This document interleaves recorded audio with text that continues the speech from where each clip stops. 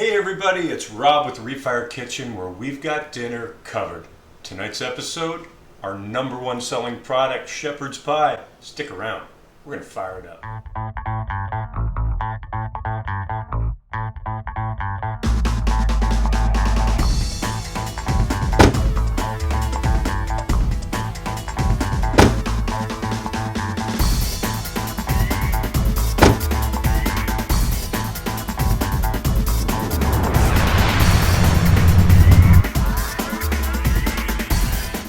Well, thanks for tuning in. Each week we're going to take you on a deep dive and explore a delicious stress-free meal and break it down and show you exactly what's inside and how you can enjoy a stress-free meal at home. This week, as stated, we're starting pretty big. We're going with our #1 selling product, shepherd's pie.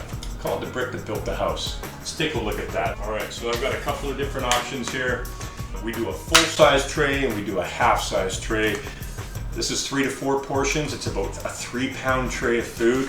That'll feed your family. Tonight, I'm gonna cook off one of our half trays. I don't want leftovers tomorrow. I've got dinner plans, so this is gonna be a perfect size, perfect meal for me. Before we get a bunch of comments or I get a bunch of emails, we know this is not a shepherd's pie. Not a shepherd's pie. It was at this moment that he knew. He f***ed up. Certainly not the original version of shepherd's pie, but here in North America, we call it a shepherd's pie. It is beef, absolutely.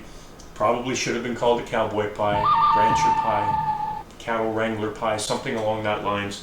Certainly these animals were not herded by shepherds, but when it was brought over, we somehow mixed that up, and here we are with shepherd's pie. So let's just let that end there. So the first thing I'm gonna do is I'm gonna preheat my oven, 375. It's really the only thing I have to do at this point. So we're gonna go over and do that. And while it's doing its thing, let's go over to the kitchen and talk to Chef Todd. He can tell us a little bit more about his shepherd's pie. Come on. All right, I'm here at Refire Kitchen, here with Chef Todd, co-founder of Refire. Chef, our #1 product, definitely shepherd's pie. What is it that makes it so special? Well, I guess the braised beef mostly. We start with briskets, and we braise them off 2 or 3 times a week. It's about a 5 or 6 hour braising process.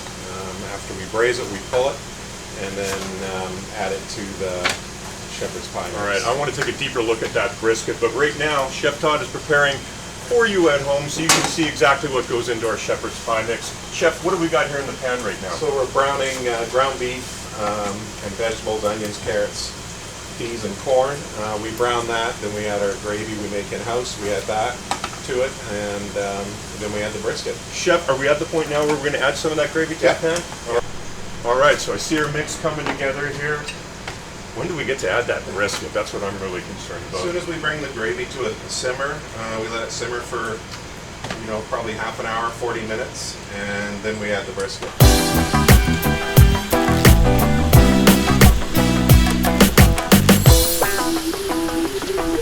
What's the next process, Chef? After we get everything mixed together, we cool it down, and then we tray it and add our garlic mashed potatoes piped on top afterwards. The garlic parmesan mashed potato, Yeah. Again, another key feature. Yeah.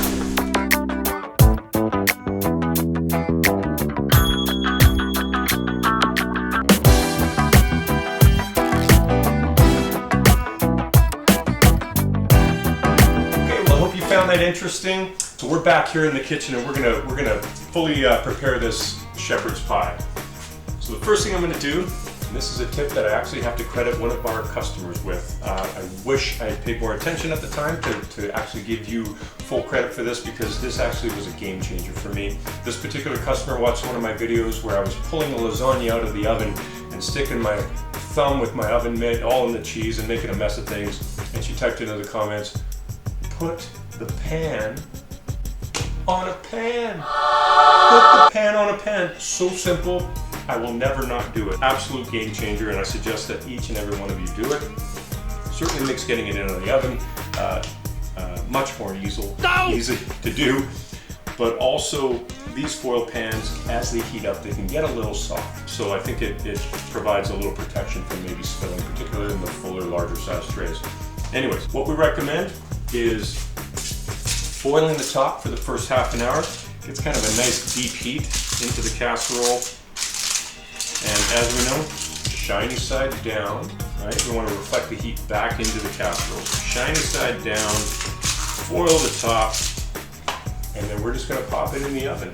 We'll check back in half an hour when this is, and see where we're at. Okay, so here we are.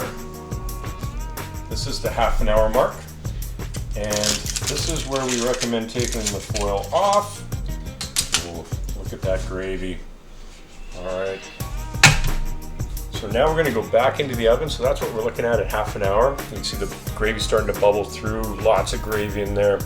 And we're going to put it back in the oven anywhere from another 15 minutes to another half an hour, and just depending on how you like the top. I like my top a little bit crispy, a little bit caramelized, so I'm probably going to be closer to the half an hour mark. Let's check back in when we're ready. A few minutes later. Oh boy.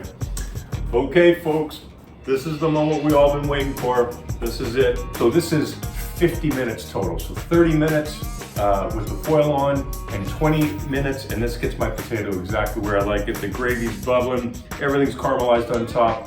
I'm gonna let this set up for probably about 10 minutes, and then I'm gonna serve it. Come on back and see it. Well, here we are, ladies and gentlemen. We finally made it to the moment we've all been waiting for. We're gonna sit down and eat. Thank you for coming along this little journey. Like I say, tune in each week. We're gonna take you on a deep dive for all of our stress-free, easy, delicious meals. We hope to see you back again next week. Take care.